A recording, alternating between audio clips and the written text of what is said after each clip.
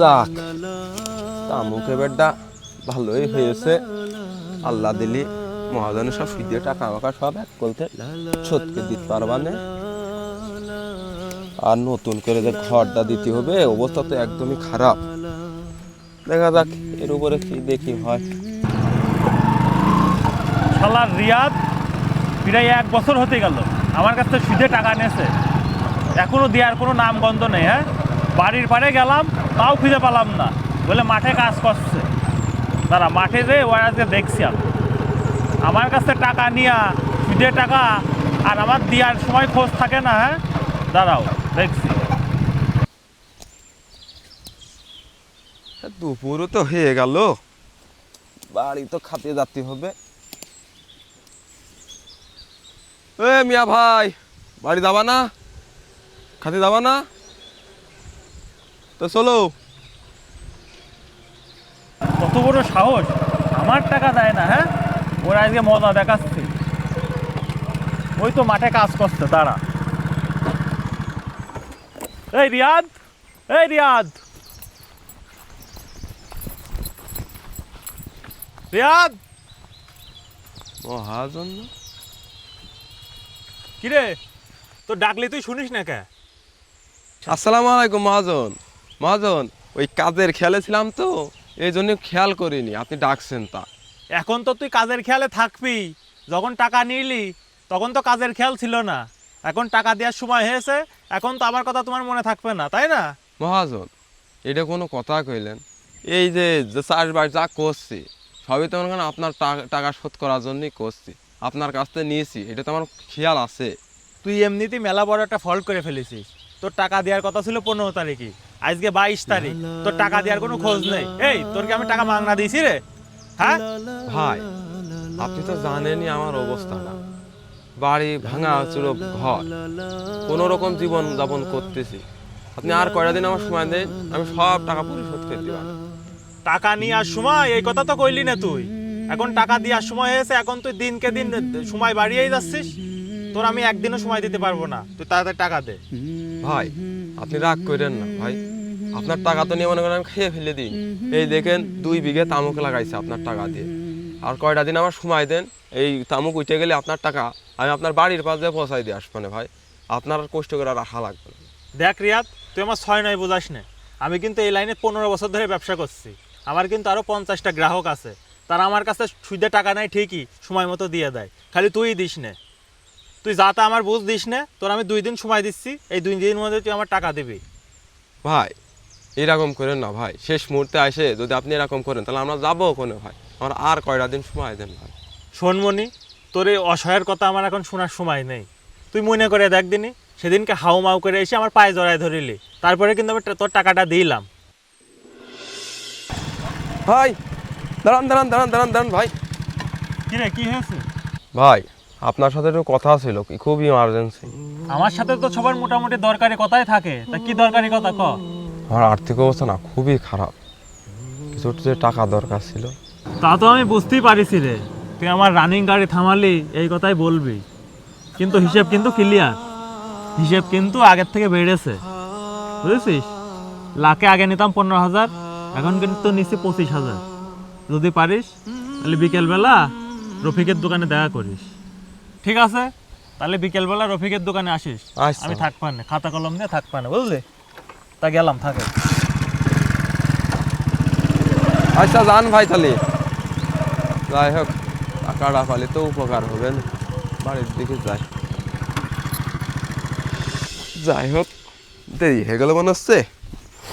ভাই তো মনে হচ্ছে দোকানে আগে গেছি, লেগেছে, আল্লাহর রহমত করেছে, না হলে এই উপকারটা কি পাতাম।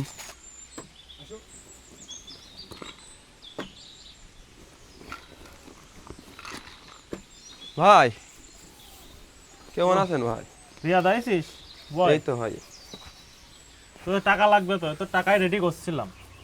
যাক ভাই, আলহামদুলিল্লাহ, আপনি আমার অনেক বড় উপকার করছেন ভাই। উপকার তো করছি, কিন্তু এর প্রতিদান তো সঠিক সময় পাই।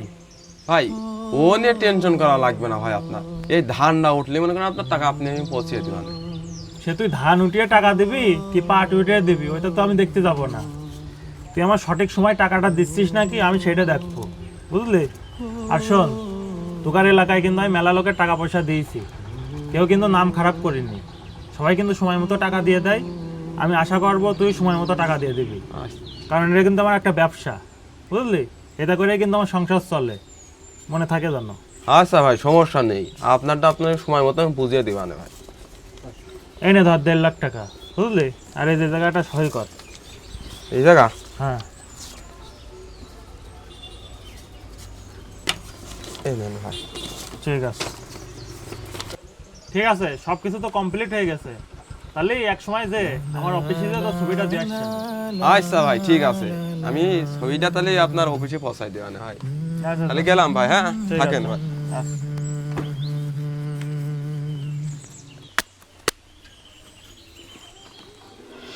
হ্যাঁ ভাই, মনে তো পড়েছে, আপনি যদি ওই টাইমে আমার পাশে না থাকতেন আমাদের কি যে হইতো আল্লাহই ভালো জানে। তাহলে আমি যে তোর এত বড় উপকার করলাম, তার প্রতিদান তুই আমাকে এই দিলি? ভাই, ভাই আমার আর কয়টা দিন সময় দেন ভাই।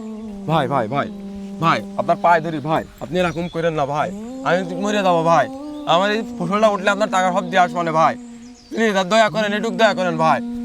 শোন মনি, আমি অত কথা শুনতে চাচ্ছি না, তুই 15টা দিন টাইম পাবি, এর মধ্যে যেন আমার টাকা বাড়ি পৌঁছে যায়। ভাই। তাছাড়া কিন্তু তোর খবর আছে, কে দিলাম আমি। ভাই এমন করেন না ভাই, ও ভাই এমন করেন না ভাই।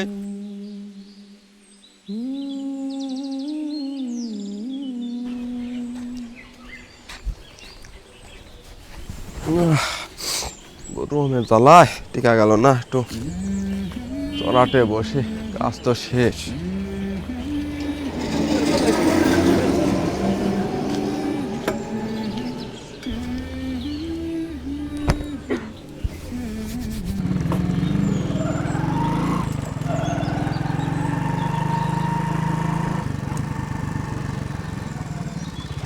এই ও ধর তো।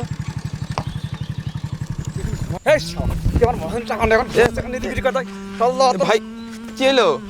এই, ওর কি হলো? বান, তুই বুঝিস নি কিছু, কি হলো মনে? আর মহাজনের কাছে টাকা না কি হইলে আর মনে আছে ঘুমানো আর ঘুমান না আর বের কে দেবো, বুঝিস না কিছু? তুই মহাজনের কাছে টাকা নিয়ে বলছে কি হইলো? হ্যাঁ, এনে টাকা মহাজনের মুখে টাকা চখল চখল টাকা। এই তুই থাম। এই তোর আমি কইলাম না যে 15 দিন টাইম, এর মধ্যে আমার টাকা দিয়ে দিবি? ভাই, ভাই আমি তো আপনার কাছে কয়টা দিন সময় চাইলাম ভাই, আপনি তো কোনো ফসল উঠেনি ভাই, এরকম করছেন কেন? তোর আর একটা কথাও শোনা হবে না। এই ওর মাত্র। এই বুঝিস না তুই উস্তাদের সাথে কথা কথা কি জানিস না তুই? ভাই। বুঝিস না? টাকা টাকা ভাই নিষেধ করেন ভাই, আরে ওইখানে কি হয়েছে?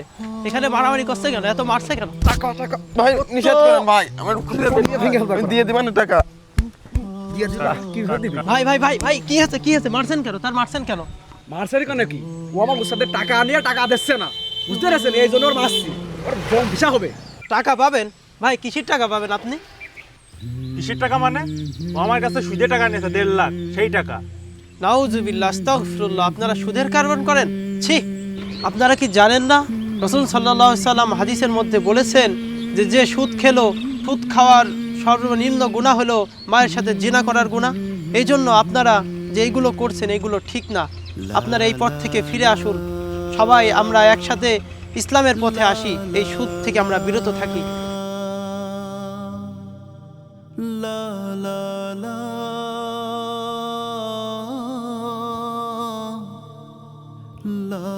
la la la